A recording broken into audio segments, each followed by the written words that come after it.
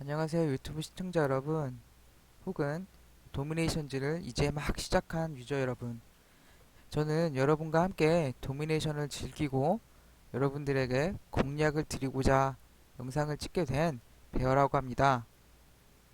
도미네이션즈를 이제 막 처음 시작하신 분들은 이 게임이 어떤 게임인지 방향을 잘 못 잡으실 경우가 있는데, 그것을 제가 바로 잡아드리고 보다 좋게 게임을 하실 수 있도록 도와드리고자 합니다.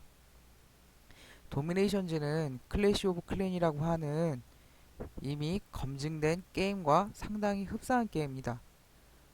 그렇다고 해서 클래시 오브 클랜과 마냥 똑같은 게임이 아니고 그와는 좀 다른 다양한 차별성을 두고 있습니다. 저 같은 경우는 클래시 오브 클랜을 즐기고 있지만 실제로 애착은 도미네이션즈에게 더 가는 편입니다. 왜냐하면 도미네이션즈와 같은 경우는 역사를 담고 있고 각 국가를 담고 있기 때문에 실제로 우리가 알지 못하는 유닛이라던가 그런 국가가 나오는 것이 아닌 우리가 이미 알고 있는 친숙한 그런 역사관을 바탕으로 하고 있고, 또한 여기에 나오는 나중에 차후에 뽑게 될 영웅과 같은 경우도 우리가 이미 알고 있는 굉장히 유명한 위인들이 나옵니다. 때문에 게임을 하시는 데 있어서 이보다 좋은 게임은 없을 겁니다. 네, 그러면 이제 설명을 시작하도록 하겠습니다. 이미 유저분들께서 도미네이션즈를 시작한 시점에서는 튜토리얼을 하셨을 거라고 예상을 합니다. 때문에 튜토리얼을 거쳐서 스톤 에이지까지 오셨다는 가정하에 스톤 에이지부터 설명을 드리도록 하겠습니다. 이미 튜토리얼을 통해서 아시겠지만 타운 센터가 가장 핵심적인 건물이라고 할 수 있습니다. 이 핵심적인 이유는 이 타운 센터를 업그레이드 함으로써 시대가 올라가고 시대가 그러니까 발전하고 그에 따라서 새로운 건물, 새로운 유닛, 그리고 새로운 원더를 지을 수 있게 됩니다. 원더라 함은 불가사의라고 해서 세계적으로 미스테리한 혹은 위대하다고 생각하는 그런 건물들을 뜻하는데, 이 건물들이 다른 기존의 건물들과 달리 특수한 능력을 발휘하게 됩니다. 지금 피라미드, 스톤헨지, 아크로폴리스, 공중정원과 같은 이런 건물들이 차후에 지을 수 있으십니다. 또한 이런 시대를 올라감에 따라서 유닛의 업그레이드라거나 혹은 마법의 업그레이드, 기타 다른 업그레이드가 동시에 같이 오르기 때문에 이 타운센터를 업그레이드 해주는 것이 아주 중요합니다. 또한 타운센터는 다른 건물과 달리 건설하는데 비용이 많이 들고, 또한 건설 시간이 상당히 오래 걸리기 때문에 이는 유의를 하셔야 합니다. 왜냐하면 건설 시간이 많이 걸리기 때문에 그 시간에 맞춰서 다른 건물들을 미리 다 업그레이드한 시점이라면 타운센터 하나만 업그레이드하는 그 시간에 다른 건물들을 업그레이드 할 수 없기 때문입니다. 다시 말씀드려서 다른 건물들 몇 개를 업그레이드 하지 않은 상태로 타운센터를 업그레이드 하셔야 된다는 얘기입니다. 타운 모든 다른 건물을 다 업그레이드 한 상태에서 타운센터를 업그레이드 하시게 되시면 일꾼이 그만큼 놀게 됩니다. 왜냐하면 타운센터가 업그레이드 다 돼야 비로소 다른 건물들을 업그레이드 할 수 있기 때문입니다. 네, 이제 다음 건물을 설명드리겠습니다. 이것은 하우스입니다. 하우스라고 하는 것은 기본적으로 일꾼을 제공하는 건물입니다. 일꾼을 하우스 하나당 일꾼을 두 마리씩 제공하고 있는데, 지금은 하우스가 3개이기 때문에 제가 보유하고 있는 일꾼은 6마리가 되는 겁니다. 하우스와 같은 경우는 아주 적은 양의 자원을 보관하고 있기 때문에 이 하우스를 보호하려고 애쓰실 필요는 없습니다. 좀 팁을 드리자면 하우스 같은 경우는 자원이 없지만 자원을 노리는 유저가 공격이 가능하기 때문에 오히려 이것을 미끼로 사용할 수 있습니다. 자원이 없지만 적은 이것을 공격할 수밖에 없기 때문에 미끼로 사용하면 상당히 유용할 겁니다. 네, 다음은 타워입니다. 타워는 원거리 공격이 가능한 유닛이 위에서 일정 범위를 가지고 공격을 하게 됩니다. 이 타워를 누르게 되면 타워 주변에 하얀 원 띠가 생기는데 이 띠 범위에 맞게 이 범위 안에 적이 들어오게 된다면 적 유닛이 공격을 받게 됩니다. 다음은 건물 말씀드리겠습니다. 다음은 배럭입니다. 배럭은 우리가 다른 유닛을 공격할 때 사용하는 건물입니다. 공격을 하기 위한 유닛을 생산하는 건물로 시대가 발전함에 따라 뽑을 수 있는 유닛이 점점 증가하게 됩니다. 지금 당장 뽑을 수 있는 유닛은 스피어맨이 되는데 이 스피어맨은 아주 기본적인 보병이 되겠습니다. 그러면 브론즈 에이지에 지을 수 있는 다른 건물들을 보도록 하겠습니다. 오른쪽 아래에 있는 스토어를 누르시게 되면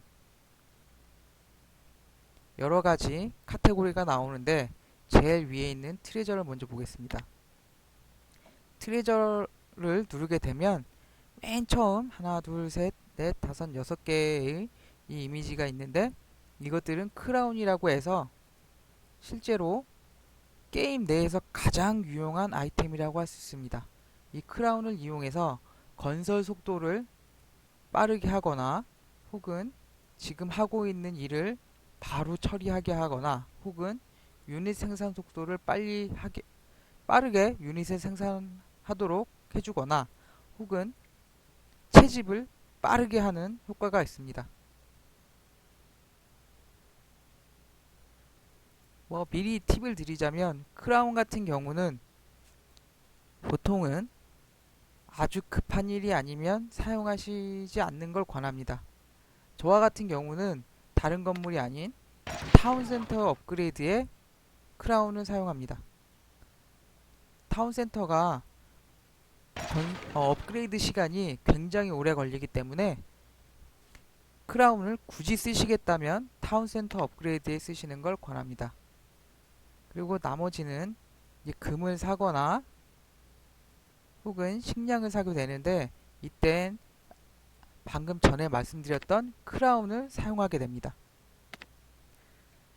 그러면 두 번째 카테고리인 이코노미를 보겠습니다. 이코노미에는 브론즈 에이지에서 지을 수 있는 건물이 4개가 있습니다. 로드, 마켓, 밀, 프로트리. 로드와 같은 경우는 일꾼이 하나밖에 들지 않고 즉시 건설 가능합니다. 한번 건설해 보겠습니다.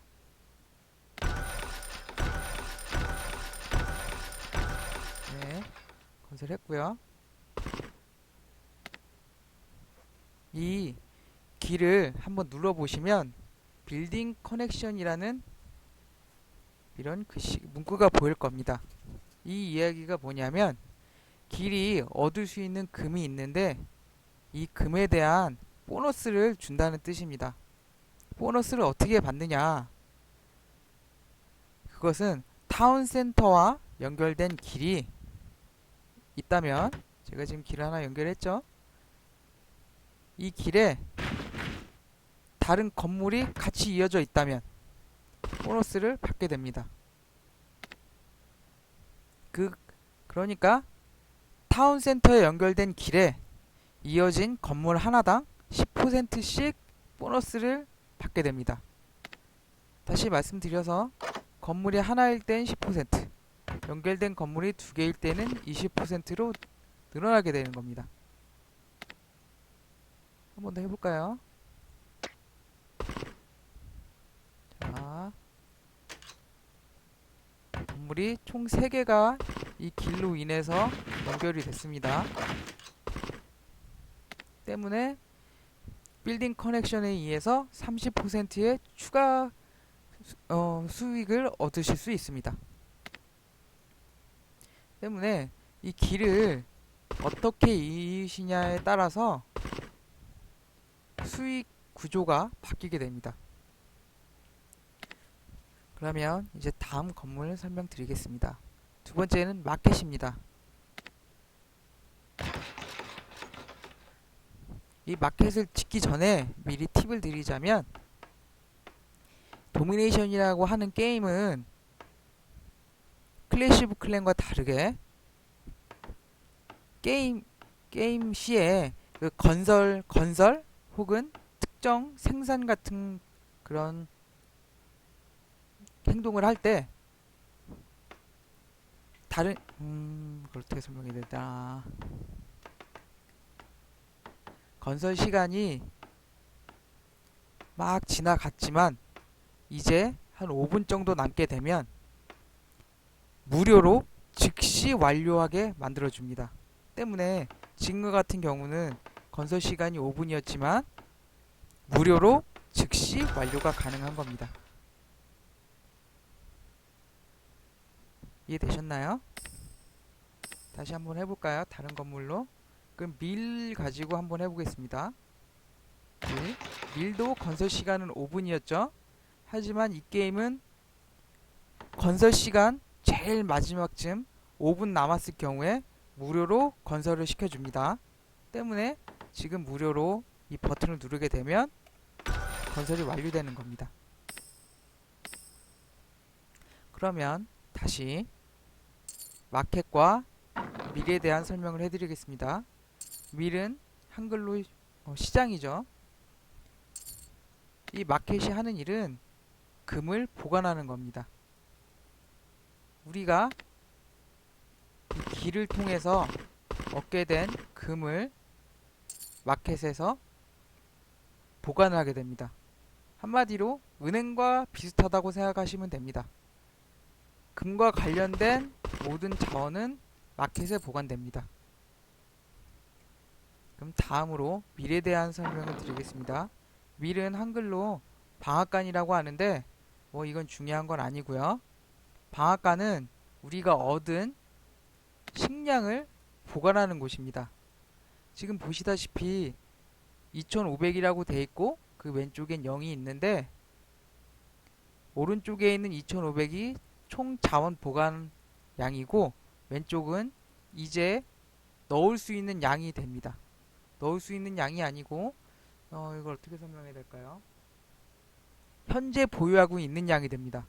때문에 지금은 이 방앗간이 2500을 보유할 수 있지만 제가 저장한 건 아무것도 없는 상태인 겁니다.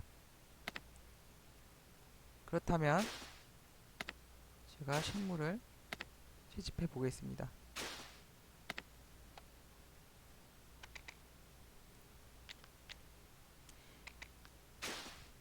이 프루트리와 금광은 일정 시간마다 식량과 금을 제공시켜주는 건물인데 생각보다 많이는 자원을 제공해주지 않습니다.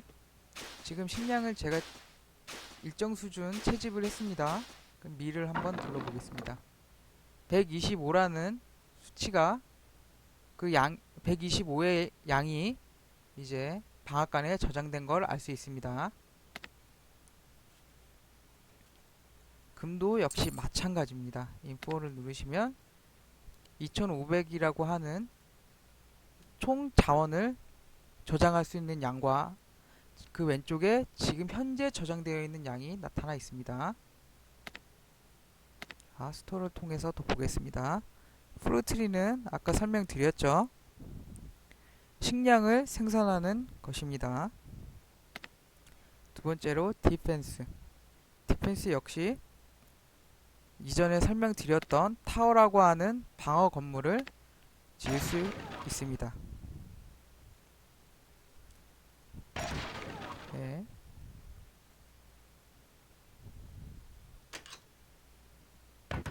그럼 이제 지금 당장 보이는 동물들에 대한 설명을 잠깐 해드리겠습니다. 동물들은 총 6가지의 종류가 있는데 지금 눈앞에는 토끼와 숫사슴 그리고 암사슴이 있습니다.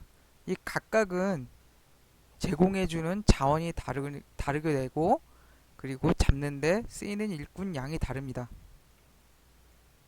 토끼와 같은 경우는 이것을 잡는 데 있어서 일꾼을 하나밖에 쓰이지 않습니다. 일꾼 하나면 토끼를 잡을 수 있습니다. 대신에 그렇기 때문에 보상이 상당히 적습니다. 골드는 75 정도밖에 되지 않고 이 모피라고 하는 이 무역품은 10%로밖에 얻을 수 없습니다. 하지만 이것이 시대가 증가함에 따라서 보상이 점점 증가합니다. 금과 모피를 얻을 수 있는 그런 확률이나 그 양이 증가하게 될 겁니다.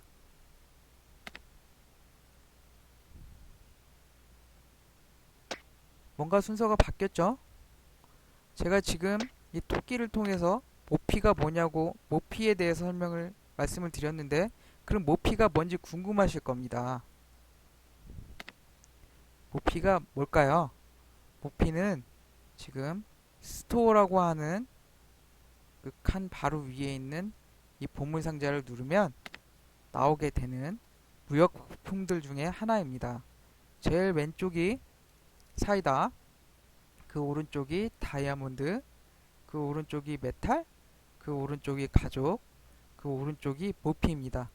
이 자원은 사실 게임 초반에는 금과 식량으로 환산하는 데 쓰이지만 이후에는 용병을 구입하거나 축복이라고 하는 특수한 마법을 사용하는 데 쓰이게 될 겁니다. 하지만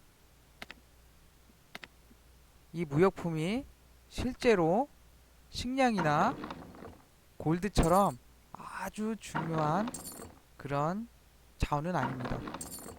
물론 클랜전 컨텐츠가 생기면 그때는 어떻게 될지 모르겠지만 현재로선 그렇습니다.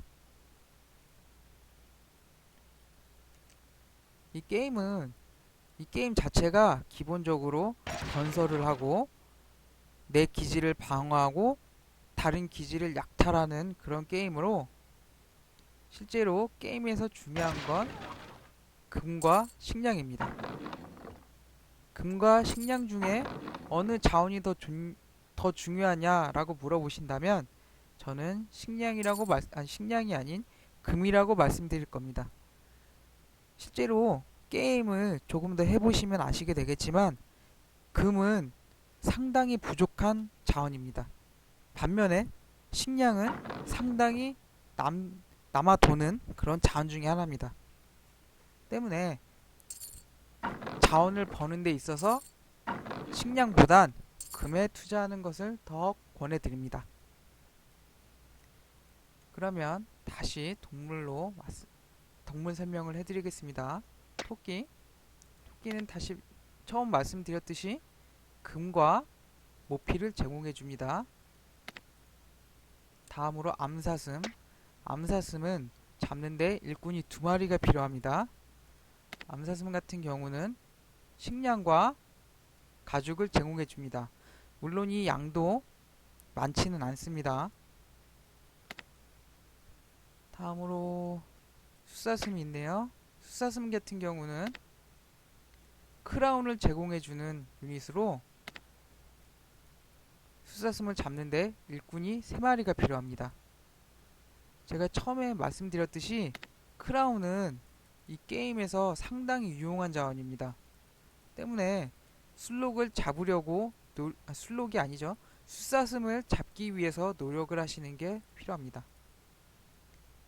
일꾼을 3마리를 써야 되기 때문에 건설 중인 일꾼을 사용할 수 없어서 상대적으로 좀 까다로운 편이긴 합니다. 하지만 크라운이라고 하는 아이템이 상당히 좋기 때문에 숫사슴은 나오는 대로 바로 잡아주시면 좋습니다. 자, 다음으로 이 마을 내에 많은 나무 그리고 돌들을 보실 수 있습니다. 돌이나 이런 나무들을 제거하게 되면 일정 확률로 크라운을 얻을 수 있습니다. 한번 제거를 해보겠습니다.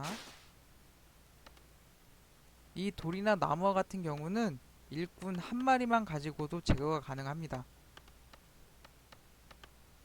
한번 볼까요? 어디서 크라운이 나올까요?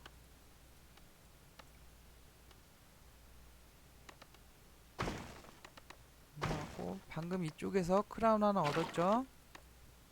이쪽에서도 크라운 하나 얻었고요.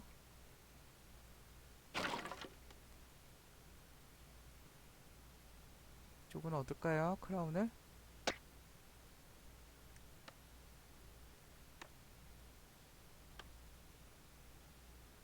네, 크라운 얻었네요. 이와 같이 주변에 흩뿌려져 있는 이런 나무와 돌들은 클리어를 했을 경우에 일정 확률로 크라운을 얻게 해줍니다. 때문에 바로 제거해 주셔도 좋습니다. 물론 이것이 당장 이 나무와 돌이 일정 개수 이상 쌓이는지 쌓이지 않는지는 모르기 때문에 되도록이면 보이는 대로 지워주시기 바랍니다.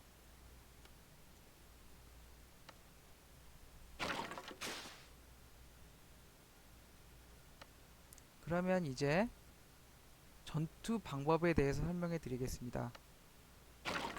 자원을 얻는 방법은 실제로 내가 내 마을 내에서 얻는 방법이 있지만 이 방법 말고 다른 기지를 침략함으로써 얻는 방법이 있습니다. 차후에는 유저들끼리 싸우게 되겠지만 지금 그러니까 스톤 에이지에서는 AI를 공격함으로써 자원을 얻으실 수 있습니다. 한번 공격을 해보겠습니다.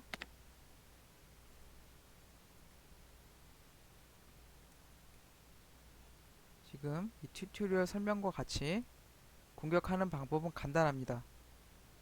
제가 뽑고자 하는 유닛을 클릭을 한 후 드래그를 해주시면 됩니다. 유닛 제일 왼쪽에 있는 특정 빨간색 포인트를 클릭을 하시고 특정 건물을 클릭을 하시면 건물로 1.4를 하게 됩니다. 때문에 내가 공격하고자 하는 우선순위가 있다면 왼쪽에 있는 빨간색 점, 이걸 랠리라고 하는데 이 랠리를 이용해서 먼저 1.4를 하시면 됩니다. 이것은 제한 시간이 한 25초 정도 되기 때문에 그 시간 동안 공격을 하고 재사용이 가능합니다.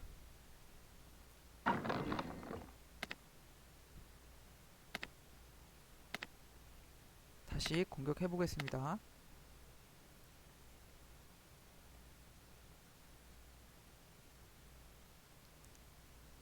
공격은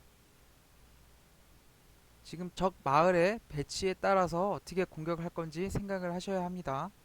지금과 같은 경우는 마을이 상당히 약하기 때문에 어떻게 공격을 하셔도 상관없겠지만 1차적으로 방어 타워를 먼저 노려주셔야지 엄한 곳에 먼저 가신다면 예를 들어 공격을 이쪽에서 하게 된다면 이렇게 진격을 하게 될 텐데 한 이쯤에 왔을 때 벽에 가로막혀서 이 방어 타워로 가려면 삥 돌아야 됩니다. 때문에 유닛들을 다 잃을 수도 있습니다. 혹은 일부라도 잃을 수가 있습니다. 이것은 게임을 하는데 손해이기 때문에 굳이 이런 벽 같은 걸 둘러싼 곳으로 공격하실 필요 없이 바로 오픈되어 있는 이 타워를 공격하시는 게 좋습니다. 그리고 공격을 하실 때 지금 제가 눌렀는데 이쪽에서 유닛이 나오지 않죠. 그 이유는 이 적 건물의 일정 범위 밖에서 유닛을 생산해야 된다는 얘기입니다. 지금 보시면 적 건물 주변에 좀 하얀색 부분으로 띠가 아니라 이 네모난 판 같은 게 생긴 걸 볼 수 있습니다. 그 판 밖에서 유닛을 생산해야 유닛이 나오게 됩니다. 다시 해보겠습니다. 그렇죠. 판 내부에서는 절대로 유닛이 나오지 않습니다. 제가 앞서 설명드렸듯이 공격 타워를 먼저 공격하시면 됩니다.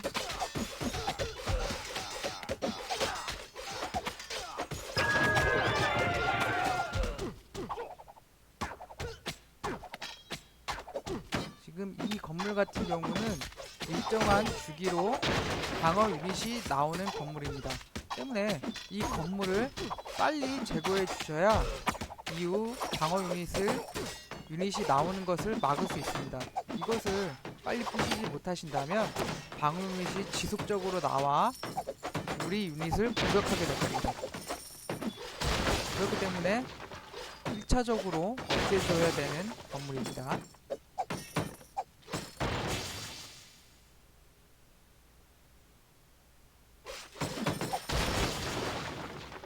네, 가볍게 끝냈네요.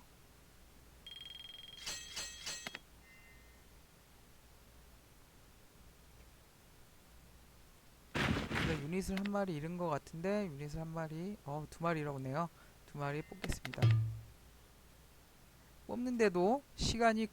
유닛을 뽑는데도 시간이 걸리고 이것을 단축시키는데 크라운을 사용할 수 있습니다.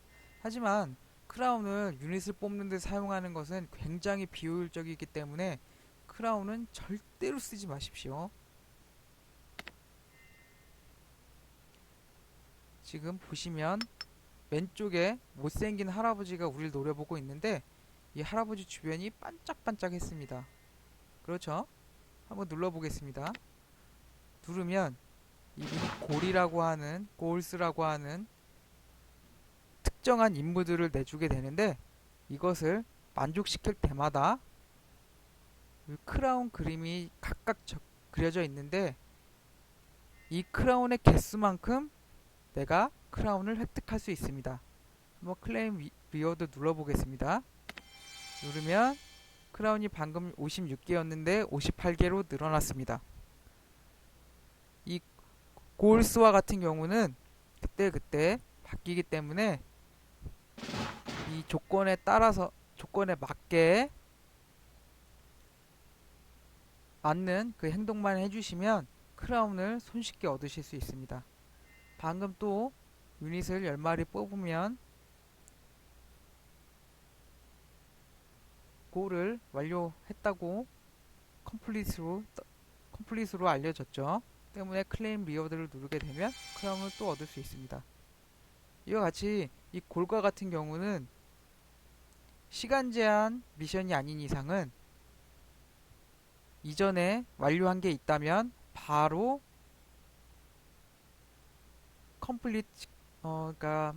퀘스트를 완료해서 크라운을 얻으실 수 있습니다. 네, 식량을 조금 더 얻어볼까요?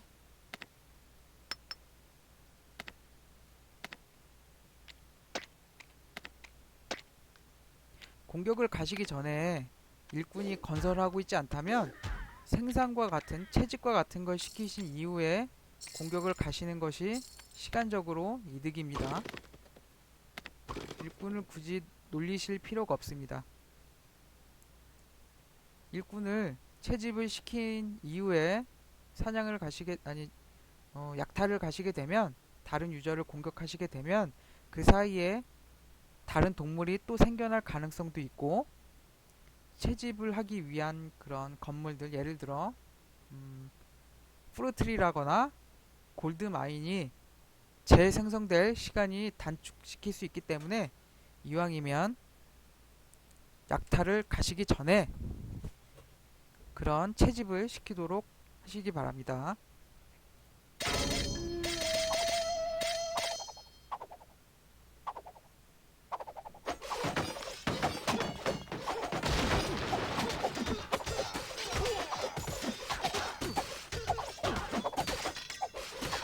타운센터에서는 유닛이 안 나오는 게 정상이지만 스톤 에이지라서 나오는 것 같습니다.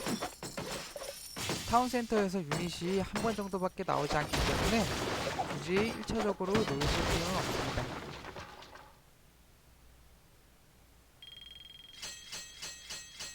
네.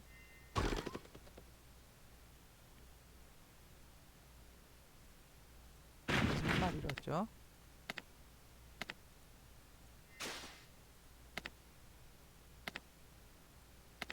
그새 골을 획득했네요. 좋습니다. 네, 아까 설명 미처 못 드렸던 여우가 지금 나타났네요. 여우가 같은 경우는 일꾼 2마리면 잡을 수 있고 금과 오피를 제공해 줍니다. 이 금을 획득할 수 있는 양은 금을 얻을 수 있는 토끼에 비해서 많습니다. 그러면 금이 필요하니까 동물들을 좀 잡도록 하겠습니다. 한번 주변을 한번 볼까요?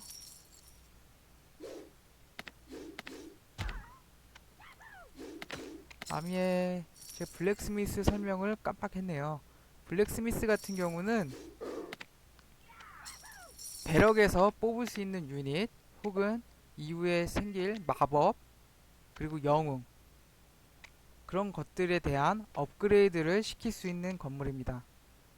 이 건물과 같은 경우는 식량을 소모하게 되는데 그 양이 시대가 지나면 지날수록 업그레이드 수준이 오르면 오를수록 많아지게 됩니다. 이 업그레이드 건물이 상당히 중요합니다. 똑같은 유닛이라고 할지 몰라도 혹은 시대가 같은 시대라고 해도 업그레이드가 낮다면 시대가 높은 게 의미가 없습니다. 때문에 이 블랙스미스를 통해서 업그레이드는 꾸준히 해주셔야 합니다. 못 보던 동물이 한 마리 또 생겼죠? 멧돼지네요. 보어라고 하면 멧돼지라고 볼 수 있고 수돼지라고도 볼 수 있지만 이미지를 보면 멧돼지처럼 생겼기 때문에 그냥 멧돼지라고 부르겠습니다. 멧돼지 같은 경우는 일꾼을 4마리 필요로 합니다. 4마리 필요로 하기 때문에 건설을 하고 있는 그런 유닛들 때문에 이 보어를 잡는데 시간이 상당히 오래 걸릴 수 있습니다. 왜냐하면 다른 예를 들어 여우나 토끼 혹은 암사슴 같은 경우는 일꾼을 2마리 정도밖에 쓰지 않기 때문에 잡기 쉽지만 이런 보어 혹은 수사슴과 같이 일꾼을 3마리 이상 써야 되는 경우에는 놀고 있는 일꾼이 모자라기 때문에 잡기 쉽지 않습니다. 하지만 이 멧돼지 같은 경우 일꾼을 많이 사용해야 되기 때문에 보상이 상당히 괜찮습니다. 상당량의 식량을 얻을 수 있고 상당량의 가죽 얻을 수 있는 확률이 높습니다. 잡겠습니다.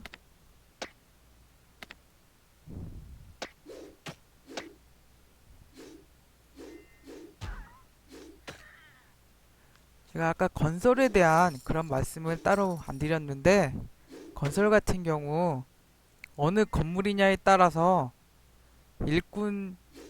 필요한 일꾼량이 다릅니다. 하우스 같은 경우는 일꾼을 하나도 필요로 하지 않습니다. 일꾼이 없어도 즉시 건설 가능합니다. 뭐 볼까요? 길 같은 경우는 일꾼 하나면 지을 수 있죠. 반면 후르트리는 일꾼을 필요로 하지 않습니다. 방어 건물로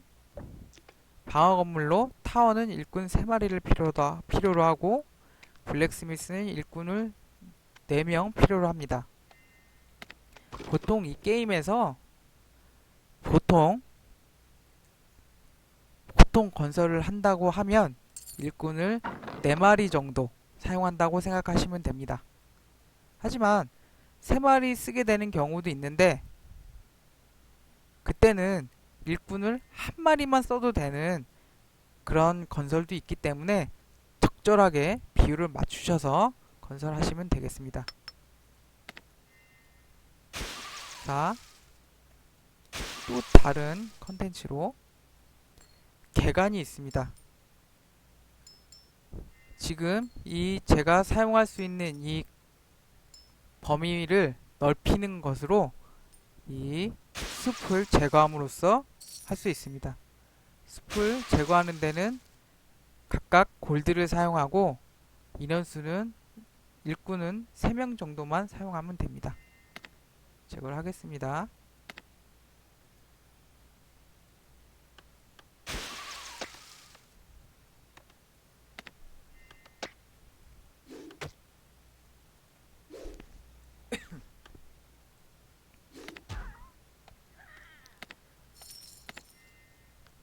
게임을 사실 골 같은 경우는 시간 제한 미션이 나중에 나오게 되는데 그 이전까지는 크게 신경 쓰지 않으셔도 됩니다.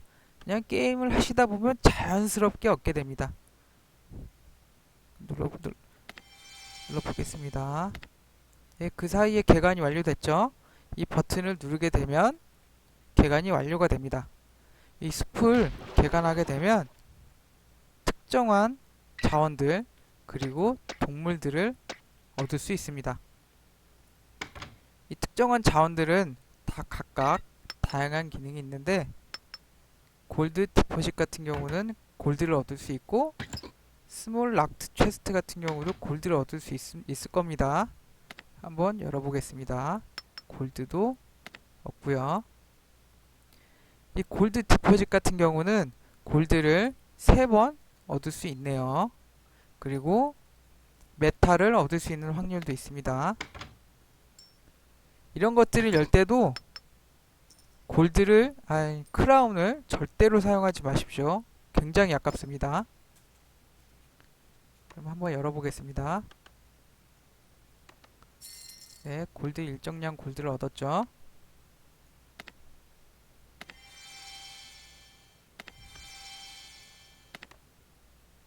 앞서 말씀드렸듯이 골 같은 경우는 신경을 크게 쓰지 않으셔도 자동적으로 미션이 완료되게 됩니다.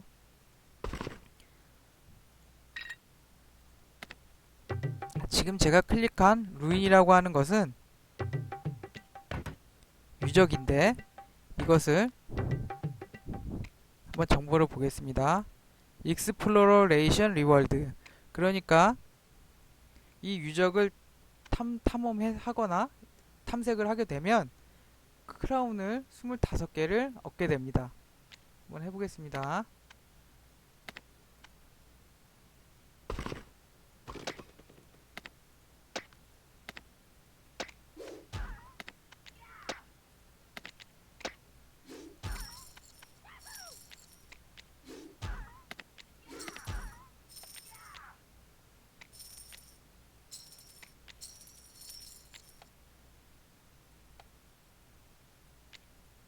지금 보시면 이거는 조금 나중에 설명드리겠습니다.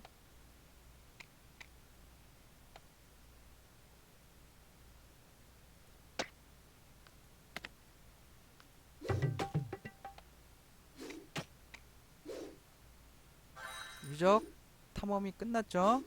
그러면서 자연스럽게 자동으로 크라운을 25개 얻었습니다. 이 유적은 한번 탐험하고 난 후에는 팔 수 있습니다. 팔아서 250의 식량을 얻으실 수 있습니다. 하지만 이것을 고작 250에 팔진 마시고 차라리 장식품으로 쓰시는 걸 추천해 드립니다. 또한 이 골드 디파짓 같은 경우는 다른 스몰 락이라던가 트리와 같이 움직일 수 없는 게 아니고 움직일 수 있습니다. 루인 역시 그렇죠. 때문에 골드 디파짓 같은 경우는 지금 채광할 수 있는 게 총 3번인데 2번 정도만 채광하시고 장식품으로 쓰셔도 됩니다. 이 골드 디파짓이나 루인 같은 경우 성벽처럼 길을 막는다거나 하는 능력은 없기 때문에 길막 용도로 쓰시진 마시고 그냥 장식 용도로 쓰시고 싶으시면 쓰시면 됩니다. 네, 다른 설명 드리겠습니다. 스토어 위에 있는 이 보물상자를 누르게 되면 내가 보유하고 있는 무역품량이 나옵니다. 지금 노란색으로 표시된 숫자가 있는데 이와 같은 건 지금 내가 보유할 수 있는 최대량이라는 뜻입니다. 그러면 보유한 이 자원들을 어디에 써야 되냐? 그게 궁금하실 텐데 지금은 시대가 낮기 때문에 다른 자원들은 쓰실 수 없고 다만 사이다나 메탈은 사용이 가능합니다. 어떻게 사용하냐면 미를 누르시게 되면 쉽먼트라고 해서 이 메탈 2개를 지불하고 식량을 받을 수 있게 됩니다. 보겠습니다. 메탈 2개를 사용하면 음식을 125에서 375 사이에 랜덤한 양의 식량을 얻으실 수 있습니다. 한번 눌러보겠습니다. 이것을 일꾼 하나로 열게 되면 일정 확률로 일정 양의 식량을 얻을 수 있게 됩니다. 다시 한번 해보겠습니다. 메탈을 사용해서 식량을 샀고 식량 상자를 까겠습니다. 다시 식량을 얻었죠. 그러면 그렇게 해서 메탈 4개 있던 걸 다 썼습니다. 그럼 이번엔 이 사이다를 써보겠습니다. 사이다 같은 경우는 마켓을 눌러서 쉽먼트를 누르면 사이다를 사용해서 일정량의 골드를 얻으실 수 있게 됩니다. 자, 금을 얻었고요. 이것을 열겠습니다. 이런 방앗간과 마켓에서 쉽먼트를 통해서 자원을 얻는 건 시대가 오르거나 아니면 시대가 오르는 것이 아니고 이것이 레벨이 올라감에 따라서 필요로 하는 무역품량, 그러니까 메탈과 사이다의 양을 올라가게 됩니다. 그러니까 지금은 단 2개만 가지고도 식량과 골드로 바꿀 수 있었지만 나중엔 3개, 4개, 5개씩 더 많은 양을 제공해 주어야 식량과 골드를 받을 수 있게 된다는 겁니다. 그리고 또 중요한 것이 이 쉽먼트를 통해서 얻은 자원은 바로 캐지 않고 있으면 다른 유저가 공격을 와서 뺏어갈 수도 있습니다. 때문에 이렇게 얻은 자원은 바로 획득하시기 바랍니다.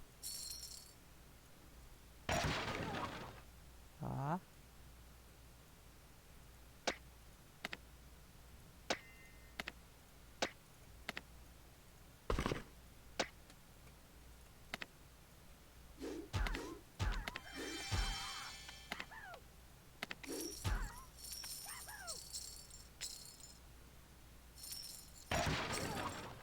일정량의 골드가 모였기 때문에 이제 브론즈 에이지로 넘어가겠습니다.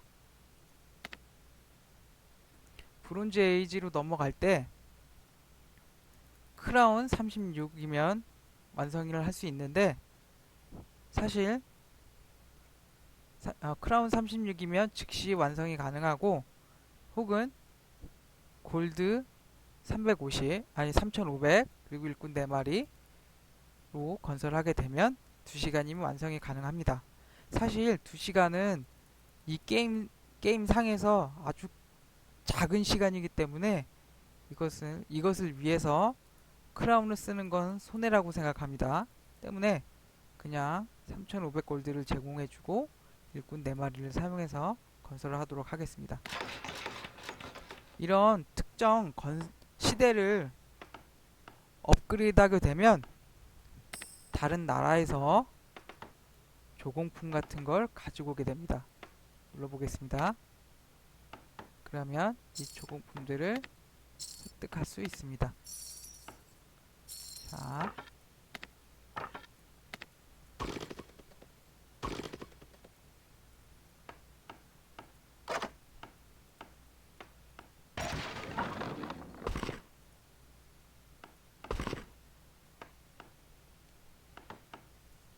제가 앞서 말씀드렸듯이 시대를 업그레이드 하는데 시간이 좀 웬만큼 걸리기 때문에, 웬만큼이 아니죠.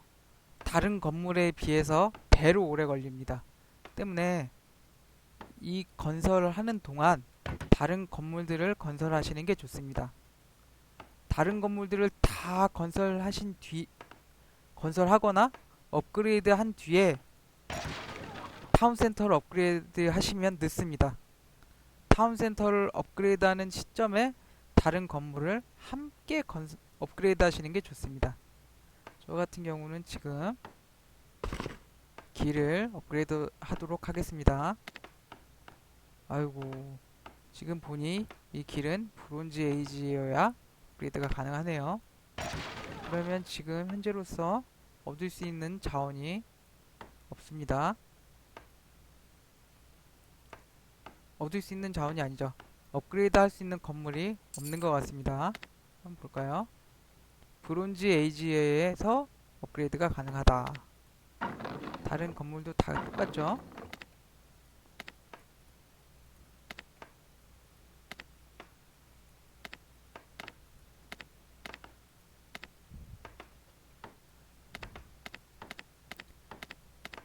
지금 제가 좀 잘못한 부분이 있는데,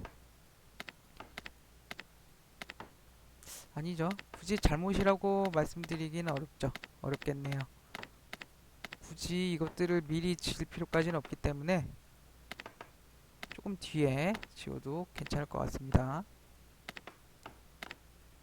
한 가지 아쉬운 건 블랙스미스는 미리 지었으면 좋았을 것 같습니다. 그리고 이 게임을 하시는데 어느 것을 더 중점으로 두실 거냐가 중요한데, 오른쪽 제일 위에 자신의 아이디를 누르게 되면 디벨롭먼트 프로그레스라고 되어 있습니다. 이거에서 이코노미, 디펜스, 밀리터리로 세 가지로 나누게 되는데,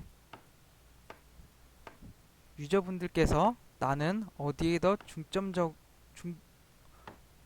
더 힘을 실어서 발전을 할 것인지 생각을 미리 하실 수 있습니다.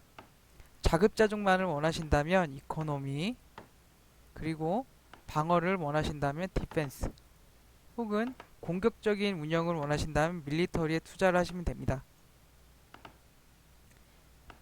보통 이코노미에 투자를 하시려면 디펜스에도 함께 투자를 하셔서 직접 자급자족하는 걸 보호하는 게 좋습니다. 하지만 이 방식은 이 게임에서 추구하는 방식까지는 아니기 때문에 발전 속도가 다른 유저들에 비해서 빠르진 않습니다. 그럼 다른 유저에 비해서 더 빨리 성장하고 싶다면 어떻게 될까요? 간단합니다. 밀리터리에 많은 투자를 하시면 됩니다. 디펜스와 이코노미는 초반부에는 그렇게까지 의미가 없습니다. 때문에 밀리터리에 상당히 많은 투자를 하셔야 초반에 다른 유저들에 비해서 빠른 성장을 하실 수 있습니다. 일정 수준 시대가 올라간 이후에 디펜스와 이코노미에 투자를 하셔도 늦지 않습니다.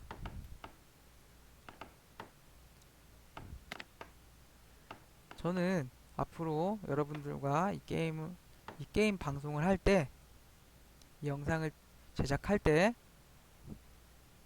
공격적인 운영을 하도록 하겠습니다. 공격적으로 해야 발전이 빠르기 때문에 초반부에 지진부진하게 기다리는 것보다 조금 더 스피드한 그런 발전을 하도록 하겠습니다. 방송이 도움이 됐는지 모르겠는데 앞으로 이 각 시대별로 어떻게 하시면 되는지 운영 방법은 어떻게 되는지에 대한 설명을 앞으로 해드리도록 하겠습니다. 감사합니다. 이만 방송 마치겠습니다.